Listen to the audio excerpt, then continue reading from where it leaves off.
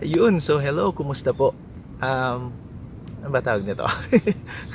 First time ko mag-outdoor recording. Anyway, there's always first time for everything naman. So, yeah.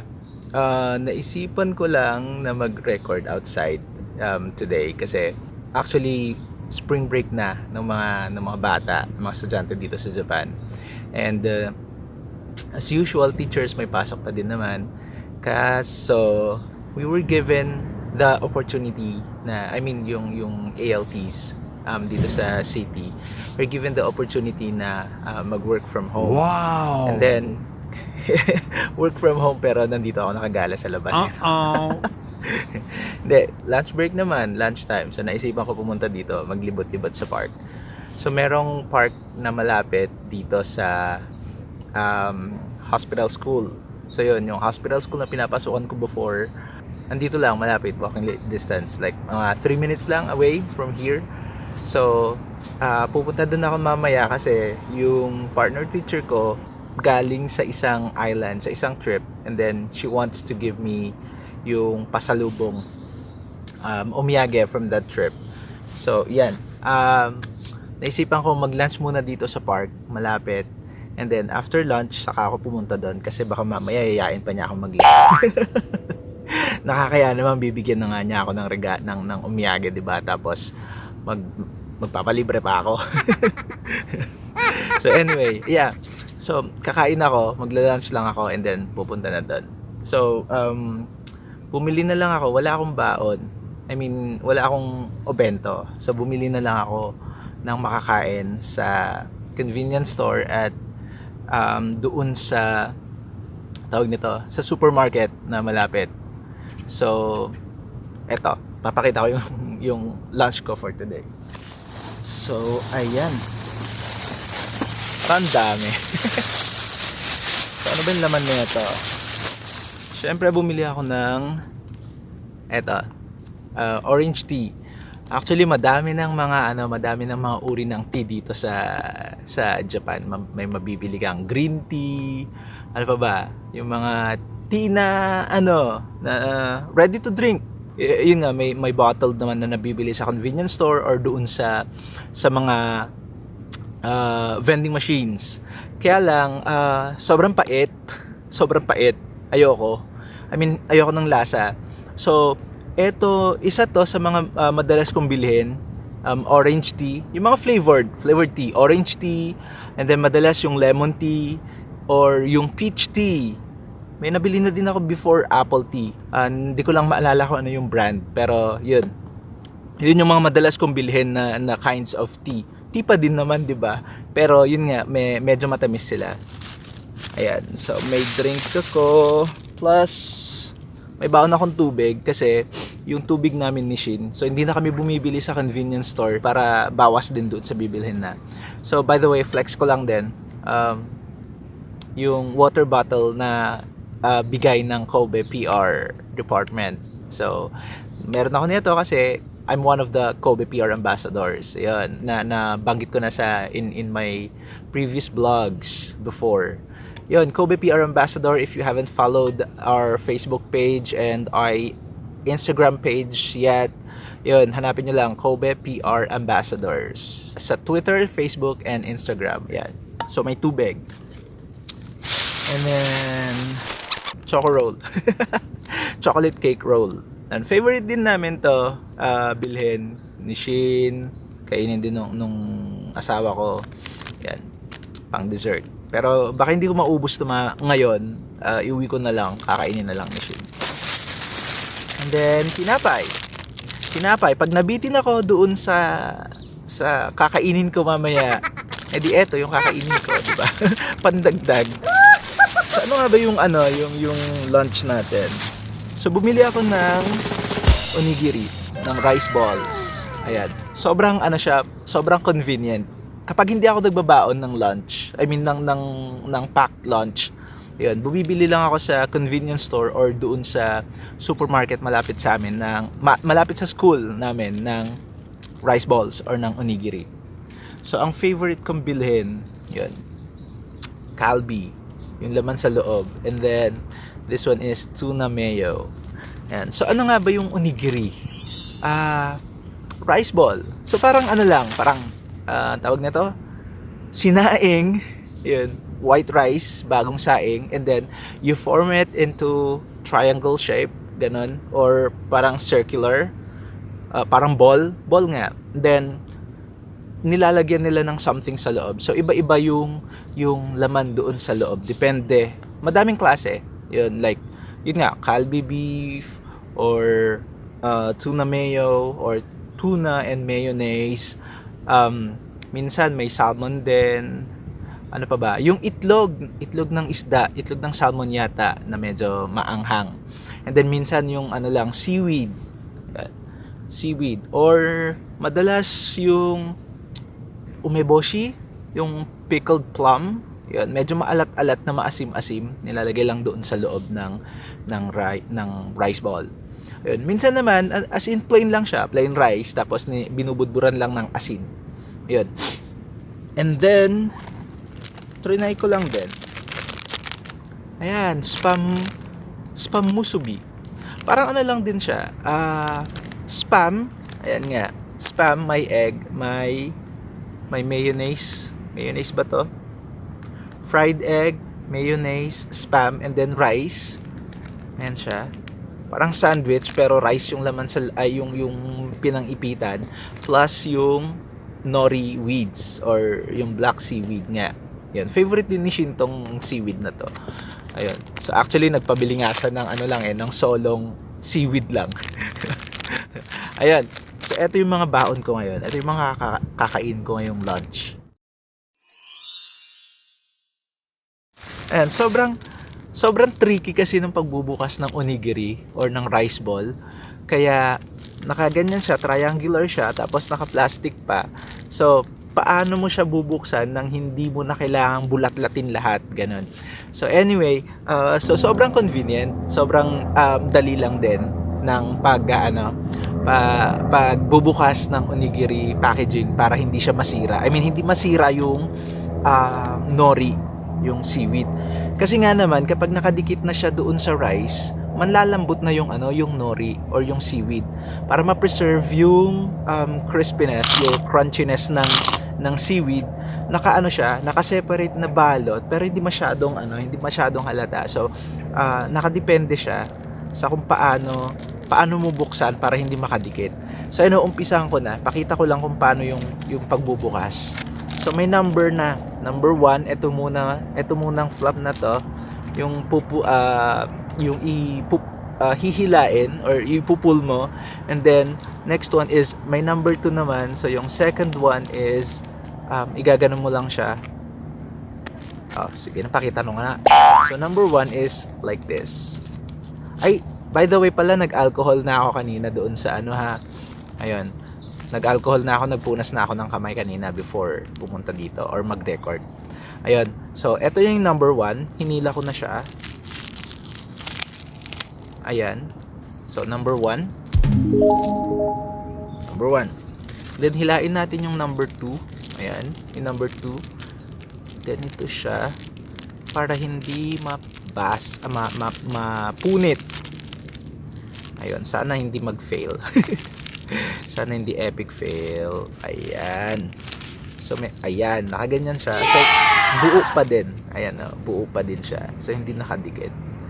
And then for number 3, ayan, number 3. Ulitin ko lang, malinis yung kamay ko ha. Nag-alcohol na ako and nagpunas na din. And there you go. So ayan, buo po siya. Ayan. Ganyan po yung shape ng nori natin or ng seaweed. Ganyan siya. So para pag kinain mo, nakabalot pa din. Ayan. So ganyan. Anong flavor nga ulit to? Tuna mayo. Ayun, yung tuna mayo yung kakainin kong una. Wait lang ha.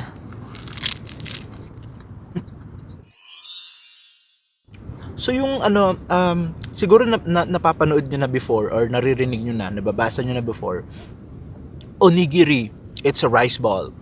Or minsan ang tawag nila is musubi or omusubi. Rice ball din. So ano yung difference ng umusubi tsaka ng onigiri? Actually pareho lang yun. Magkaiba lang sa kung saang part ng Japan yung tumatawag or kung sino yung mga gumagamit. Kasi madalas maririnig mo sa mga bata sasabihin onigiri, or yun sa mga matatanda naman umusubi. Pero pag sa mga supermarkets or sa mga tindahan, makikita mo pareho, umusubi, onigiri, ganun. Wala pinagkaiba. As in, super parehong pareho. Kung ano yung umusubi, yun din yung onigiri. So may mga theories kung paano nag-umpisa, or yung pinanggalingan ng mga terms na yon, nung umusubi or nung onigiri. Isa sa mga theories ay parang religious yata, something. Yung kami umusubi, or basta parang ganon, pangalan ng it refers to a Japanese god, na yung pangalan nga niya, doon kinuha yung pangalan yung term na umusubi. Or meron din namang isa, parang historical origin or theory, na during the Heian period daw, depende sa estado sa buhay kung paano tinatawag yung rice ball, or yung rice ball. So pag mayayaman daw, ang tawag nila ay umusubi. Kapag yung mga mahihirap, ang tawag nila onigiri. So yun, though wala namang wala akong, hindi ko alam kung alin yung totoong origin ng mga terms umusubi at onigiri.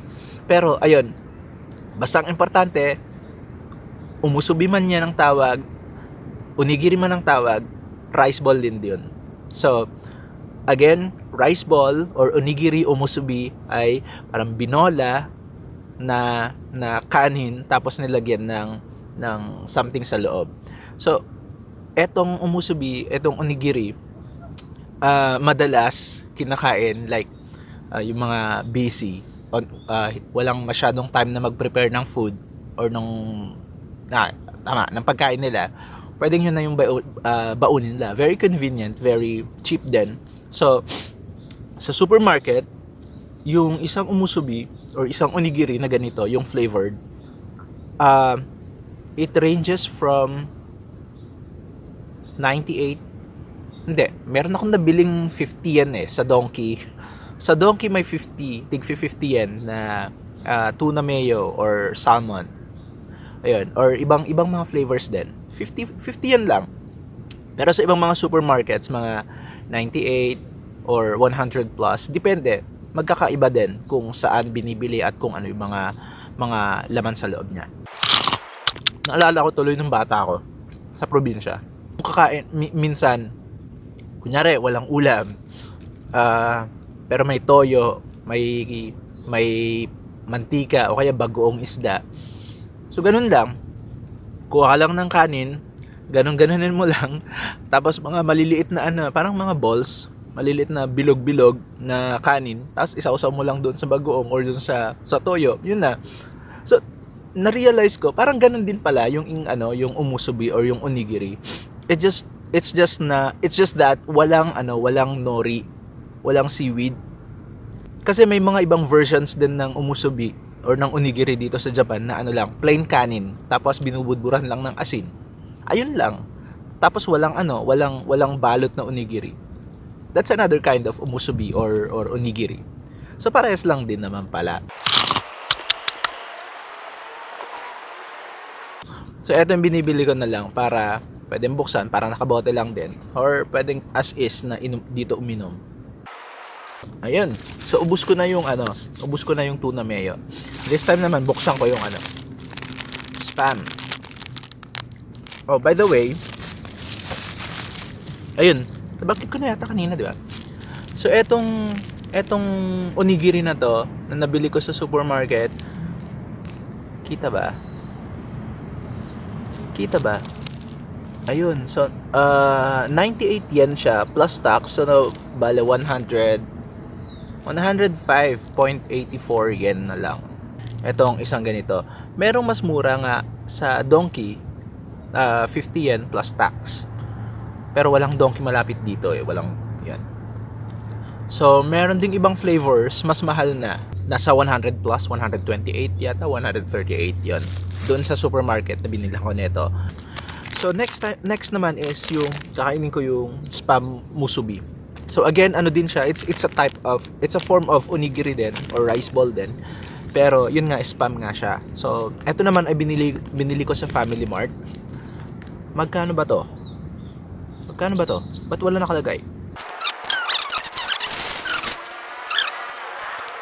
Well, anyway, hindi binigay yung resibo pero nasa 200 plus siya. 220 something plus tax.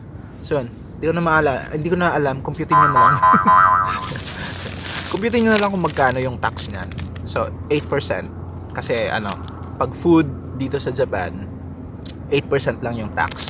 Tapos yung mga gamit, yung mga bagay-bagay iba, 10% na. So yan, bubuksan na natin. Etong etong spam umusubi ay wala namang hindi naman katulad dun sa aeroplano.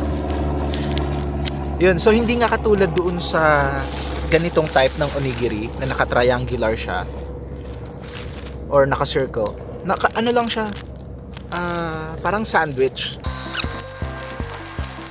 So eto yung nori, kanin, and then yung pritong itlog, and then yung spam, and then may tuna something sa loob. Wow! So ayan siya. Ganyan lang. Kita ba? Yeah! Oh. Ayan.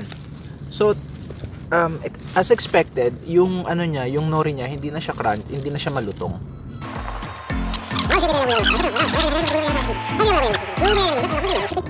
Ayun. Yun lang naman yung medyo trivia, medyo history about onigiri and musubi. Ayun pala. Kung isa-search mo online ang definition ng onigiri or ng umusubi, sasabihin doon parang snack siya. Wow! Merienda. It's a type of snack daw ang onigiri.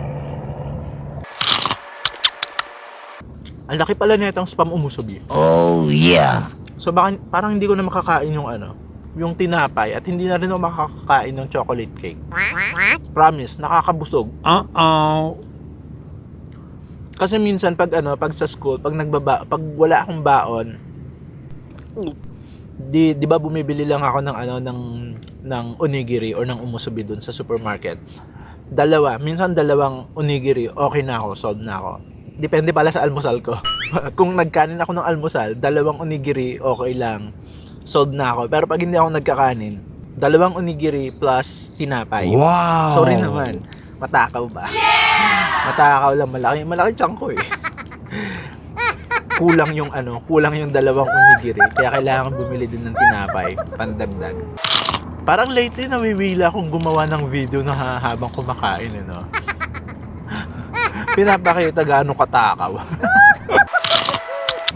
Okay lang naman siguro, di ba? Yeah! Ayun, so abangan nyo pala yung ibang mga videos ko din. And then yung mga friends ko din dito na